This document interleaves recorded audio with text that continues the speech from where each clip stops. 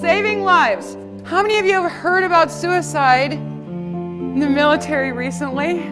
It's a more interactive learning experience on recognizing suicide and what you do about it. And they actually teach each other. Everyone has a letter. Your table, look around your table, you are a team. And those letters coincide with the word suicide. And they have to brainstorm, like S stands for signs and symptoms. Comments about death or suicide? Recklessness.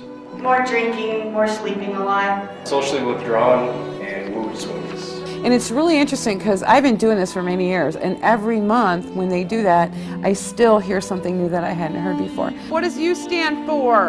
Underlying triggers are loss of battle buddy, self-blame, money issues. Underlying triggers, the first one we thought of was public speaking. She did a good job. She's not afraid to, just get out and talk with people and have fun with it and really keep it lively. I forgot to tell you guys that anybody that has letters left on their table after we're done with this has to stay late tonight for remedial classes. Part of our job is to take care of each other. And part of families' jobs in the military, even though in the reserves and guard they might not necessarily know it, would be to take care of each other too. You guys, everyone's not suicidal in the military or in the civilian world, but there's enough people, because isn't one suicide one too many? We talked about it being a ripple effect that starts with the person who would be closest. The biggest impact being the guilt of the survivors, and that financial difficulties might ensue because insurance companies don't or won't pay. A lot of them get kind of upset and don't want to come.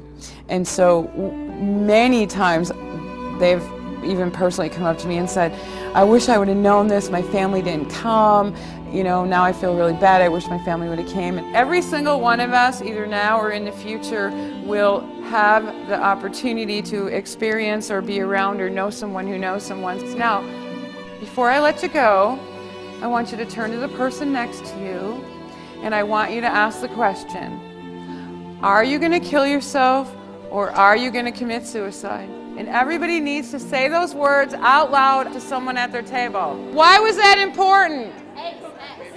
Ask. Why? Why else?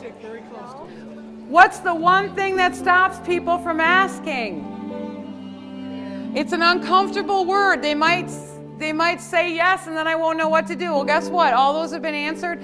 The first time you say the word, it's hard. The second time gets easier, right? So practice saying it, because you'll save a life someday, and there's nothing better in this world than saving a life.